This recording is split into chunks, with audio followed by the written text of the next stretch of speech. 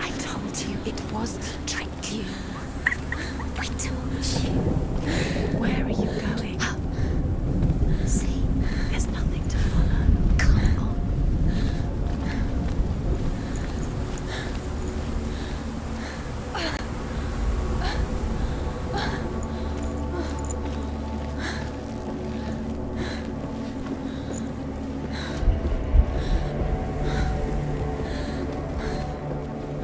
Before she first met him, she was not in a good place.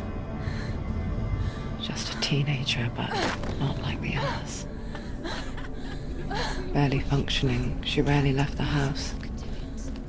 Her father's in-bell made sure of that. Only occasionally did she venture out on her own, collecting firewood and herbs. Errands out in the Orkney Plains. That was her world. Like this one. Barren and lonely.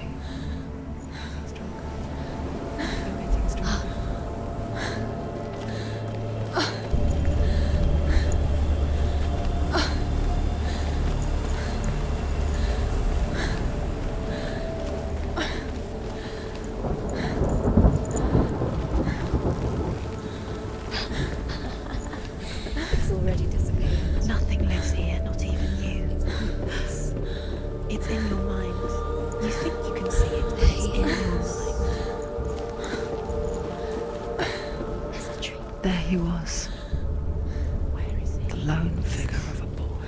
He's there, under the tree. Sword play under the shade of a tree. She remembers the first time she saw him. To her young eyes, he moved as if dancing, and the world danced with him.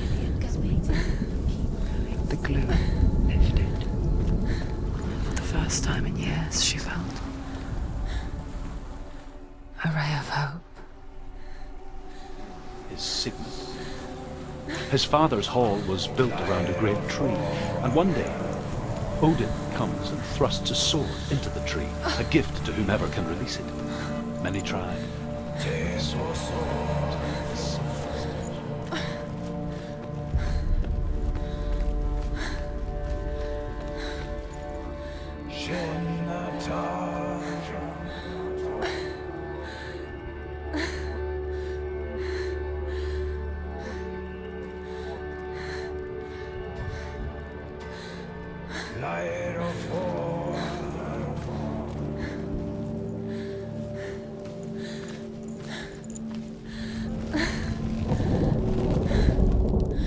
Death for Sigmund and his brothers seems certain. But the king's wife is Sigmund's sister, and she begs for mercy and implores the king to chain them up instead. He agrees. Not for mercy, though, but because he plans an even more cruel and lingering death. Chained to a tree in the forest that night, a she-wolf comes and devours one of Sigmund's brothers.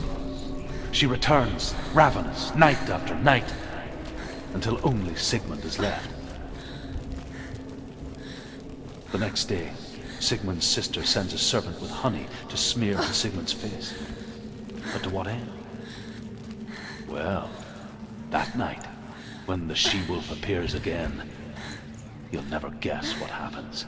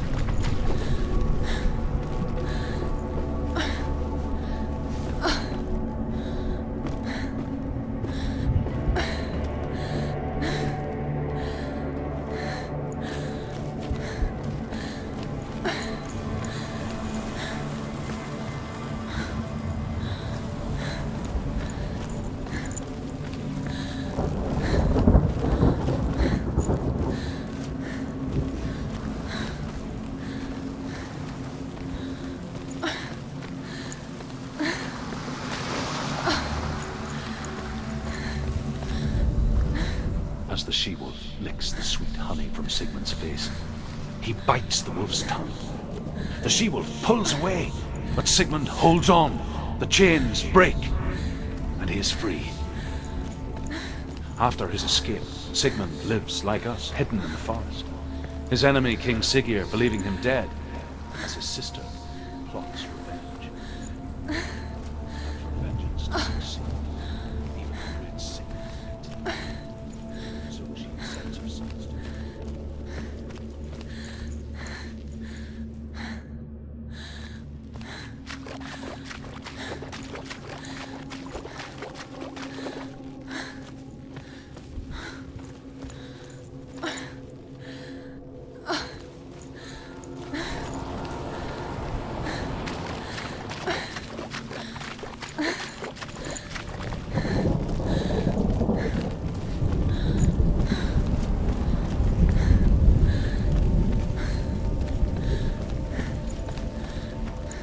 Day after day, watching from afar, she mimicked him, perfecting her own secret dance,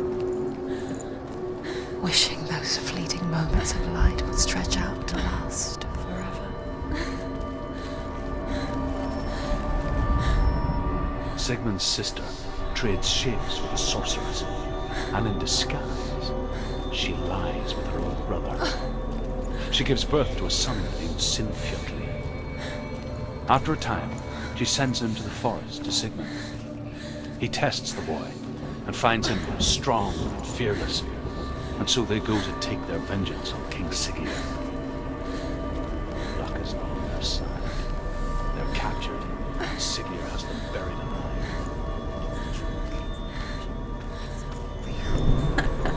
Do you really think it's real? You want to believe it's real, but it's a trick. Deluded. Where are you going? Where is she going? What is she following? You can't even fight. It's just deception.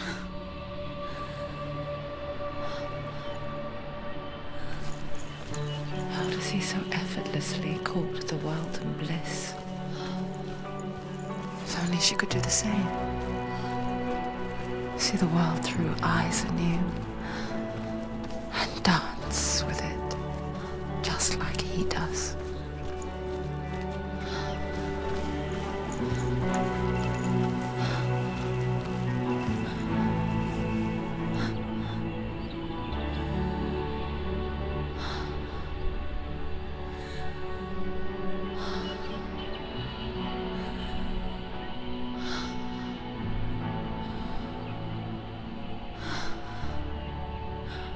What's your name? Senua. I haven't seen you before. I don't leave home much. Oh, Zenua's daughter. I have to go. Wait.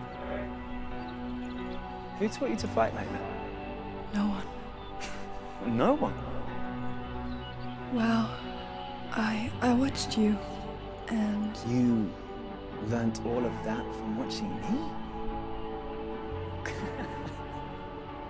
You should become a warrior, you know. me? I'm Dillian. I'm here for the warrior trials. Just come and watch. And bring your sword. You can't put it into words. That moment when you look into the eyes of the one who is supposed to reassure you, make you feel safe. It only takes an instant. Fear swallows you before you have a chance to make sense of it. And darkness becomes a part of who you are.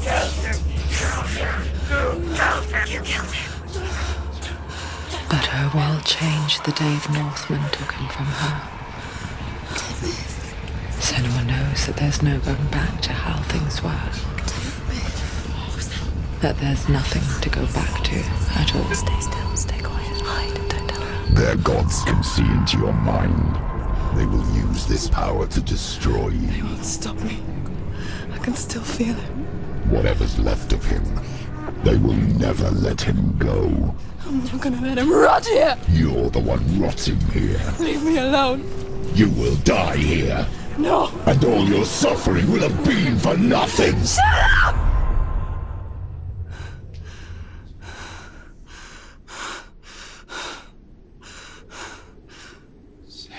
Dillion?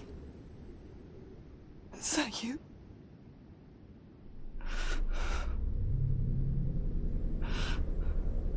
I'll find you, my love. I promise.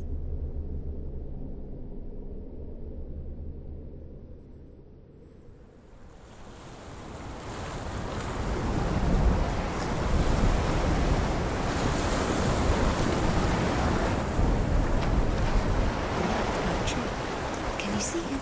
You want to believe it. Is he not real? Is he there? You're alone in these mountains. Is that Dillion? Nothing lives here. You won't survive. You met him by the tree. She met him by the tree. Maybe it's a sign, the tree. What's he trying to tell you? He's waiting for you by the tree.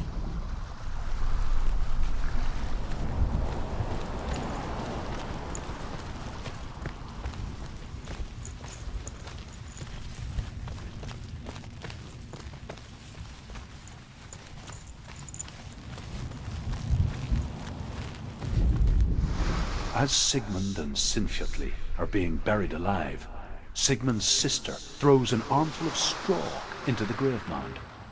Hidden in the straw is Sigmund's sword, the gift of Odin. They cut their way out of the grave mound and set fire to Siggeir's hall. The king burns to death. Sigmund calls to his sister to come out so that she may live and be honored. She does come out, but only to tell him the truth. That she had slept with him, her brother, to beget a strong avenger. I am not fit to live, she says, and walks back into the fire. Strike vengeance from your heart, Senua, as there is always a heavy price to pay.